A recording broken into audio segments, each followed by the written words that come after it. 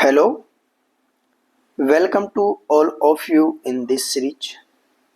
इस सीरीज में आप सभी का स्वागत है। जैसा कि आपको पता है कि मैं इस सीरीज के माध्यम से आपको जितने भी इम्पोर्टेंट क्वेश्चंस हैं related to all the chapters आपके साथ डील कर रहा हूँ। तो लास्ट की वीडियो लेक्चर में मैंने एनएलएम पर based, Newton's law of motion पर बेस्ड क्वेश्चन नंबर 28 तक आपसे बात की थी। तो आज के इस वीडियो में हम क्वेश्चन नंबर 29 के पर बात करेंगे, जो कि बहुत सीधा सा कंसेप्ट है। इसके बारे में बात करते हैं। सबसे पहले क्वेश्चन को रीड करते हैं। क्वेश्चन क्या है देखिए एक बार।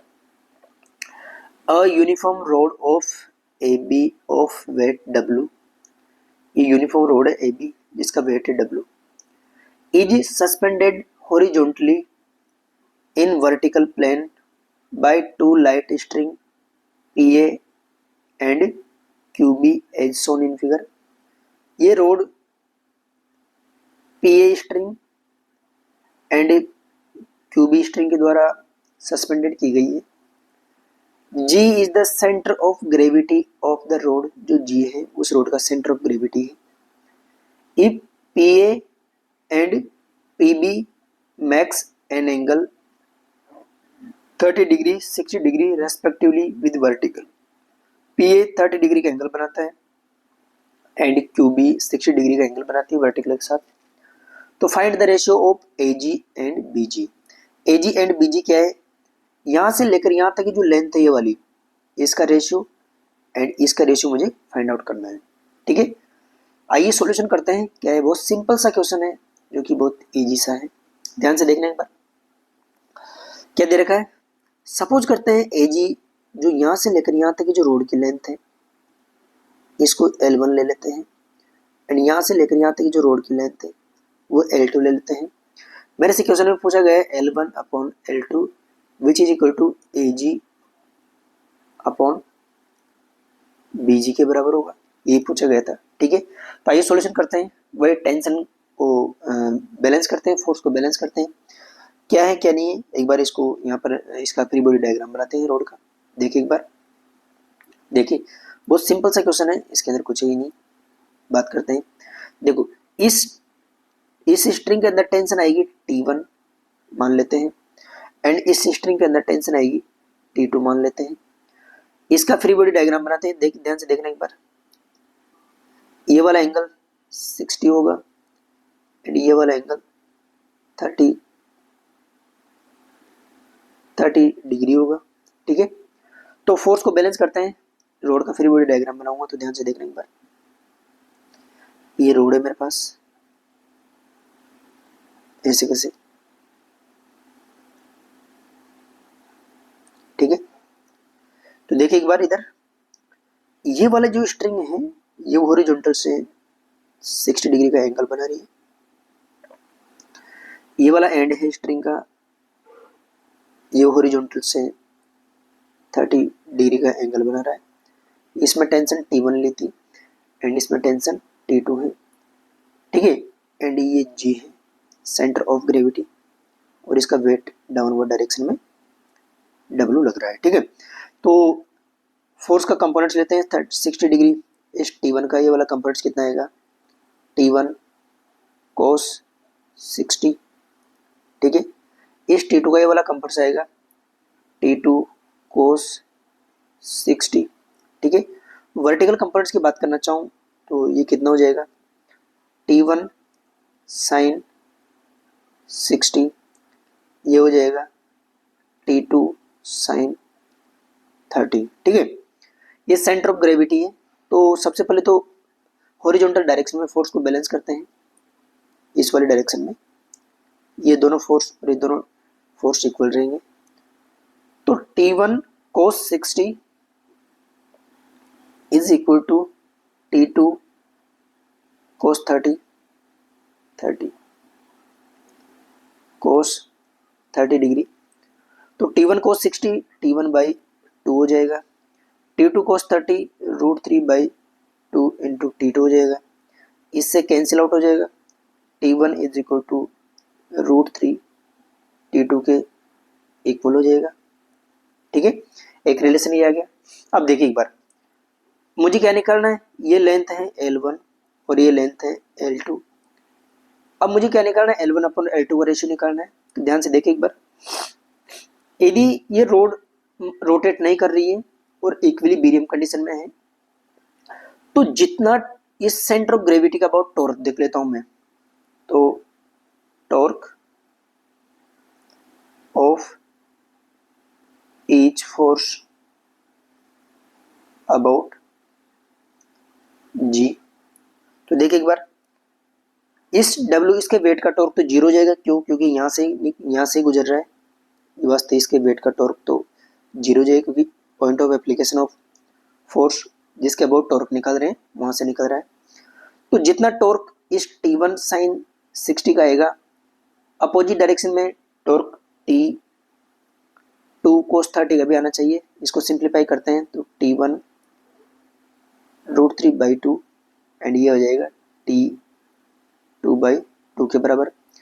तो T1 √3/2 का torque and T2 divide by 2 का टॉर्क, इसके रेस्पेक्ट में टॉर्क क्या हो जाएगा, T1 √3/2 इंटू L1, ठीक है, T1 √3/2 into L1 is equal to T2/2 into L2, ठीक है। कैंसिल आउट करते हैं, 2 से 2 कैंसिल आउट हो गया, 2 से 2 कैंसिल आउट हो गया। तो यहां से क्या है, यहां से L1 upon L2 is equal to T2 upon √3 times T1 के इक्वल हो गया, ठीक है। यहां से दोनों की वैल्यू पुट करते हैं, T1 is equal to √3 T2 रखते हैं। तो देखिए एक बार, T2 डिवाइड यहाँ से पुट करते हैं, ये वाले टर्म्स यहाँ पर T1 की जगह √3 इंटू √3 T2, इससे कैंसिल आउट हो गया। तो कितना हो गया, L1 upon L2 is equal to 1/3 के इक्वल इसका आंसर हो जाएगा, जो कि AG अपॉन BG के इक्वल है। तो ऑप्शन नंबर C इसका करेक्ट आंसर है। बहुत ही सिंपल सा क्वेश्चन था, इसको आप देख सकते हो और कैलकुलेशन करके इजी तरीके से अपने कंसेप्ट बिल्ड कर सकते हो, ठीक है। नेक्स्ट क्वेश्चन, क्वेश्चन नंबर 30 के बारे में बात करते हैं। देखिए क्वेश्चन नंबर 30 क्या है, रेडी करते हैं। Once again simple question, a ball of mass 1 kg hangs in equilibrium from 2 string OA and OB। String OA ये दे रखी है मान लिया, एंड स्ट्रिंग OB ये दे रखी है। As shown in figure, what are the tension in string OA and OB के अंदर टेंशन क्या होगी, मुझे T1 एंड T2 की वैल्यू फाइंड आउट करनी है। तो देखिए एक बार अच्छे तरीके से करते हैं। अपन यहाँ पर लेमलेज थ्योरम का यूज करेंगे। लेमलेज थ्योरम क्या बोलती है, लेमलेज थ्योरम, देखिए एक बार, लेमलेज थ्योरम ऐसा बोलती है कि 3 फोर्सेस से कोसेंट्रिक फोर्सेस, कोकरेंट फोर्सेस, इसके बीच का एंगल यदि अल्फा है, ये एंगल बीटा है और ये एंगल गामा है। ध्यान से देखिए एक बार, यदि इस फोर्स को मैं F1, इस फोर्स को F2 एंड इस फोर्स को मैं F3 लेता हूं एंड ये इक्विलिब्रियम कंडीशन में है, तो ध्यान से देखिए एक बार, F1 अपॉन साइन अल्फा, इस F1 के जस्ट अपोजिट वाला angle is equal to F2 upon sine beta, इस F2 के जस्ट अपोजिट वाला एंगल है, and F3 upon sine gamma, F3 के जस्ट अपोजिट वाला एंगल, ये क्या होते हैं, इक्विलिब्रियम कंडीशन में इक्वल होते हैं। इसी को अपन लेमलेज थ्योरम बोलते हैं, ठीक है। तो यहां से देख सकते हैं, देखिए इधर यहाँ पर T1 के जस्ट अपोजिट एंगल कितना है, 150 डिग्री, T2 के just opposite angle 120 degree and weight 10 के जस्ट अपोजिट एंगल 90 डिग्री है। तो रखते हैं, कितना हो जाएगा, बैलेंस करते हैं, T1 अपॉन यूजिंग लेमलेज थ्योरम का यूज करके करते हैं इसको। तो ध्यान से देखिए एक बार, इधर T1 ये भी डायरेक्ट लिखना चाहूँ तो 10 डिवाइडेड बाई साइन 90 डिग्री, इसको और इस एंगल को लिया, is equal to T1 divided by sine 150 degree, इस T1 को एंड इस एंगल को लिया, is equal to T2 divided by sine 120 degree, इस T2 को एंड इस एंगल को लिया। ठीक है, अब सारे टर्म्स को इक्वेट करते हैं, ध्यान से देखना एक बार। T1 फॉर T1 के लिए, फॉर T1 इन दोनों टर्म्स को इक्वेट करते हैं। तो देखिए एक बार याद रहे, T1 अपॉन साइन 150 बोलो sine 90 plus 60 degree which is equal to 10, sine 90 की वैल्यू 1 होती है, साइन 90 प्लस 60 कोस 60 के बराबर होगा, तो T1 upon cos 60 is equal to 10, तो यहाँ से T1 is equal to 5 newton के इक्वल आ गया। T1 कितना हो गया, T1 5 न्यूटन। फॉर T2 के लिए क्या करते हैं, फिर इन दोनों को इक्वेट करते हैं यहाँ से। देखिए एक बार इधर, for T2 divided by sine 120 is equal to 10 divided by sine 91 हो जाएगा। T2 इज इक्वल टू, इसको क्या रख सकते हैं, इसको रख सकते हैं sine 90 plus 30 which is equal to cos 30 degree 10, यहाँ से T2 is equal to 10 by root 3, 10 divided by 2, इससे 5 टाइम्स, तो कितना हो गया 5 रूट 3 के इक्वल हो गया T2 की वैल्यू। तो OA में टेंशन T1 है जो 5 न्यूटन से, ये 5 न्यूटन आ गया एंड इसकी वैल्यू 5 रूट 3 न्यूटन के इक्वल होगी। तो ऑप्शन नंबर सी इसका करेक्ट आंसर होगा। ठीक है, नेक्स्ट बात करते हैं क्वेश्चन नंबर 31, जो कि once again very simple question. तो क्या बोलता है क्वेश्चन नंबर 31 के बारे में, देखिए एक बार ऐसे रीड करते हैं क्वेश्चन को। क्वेश्चन के अंदर बोला गया two block of masses M1 and M2,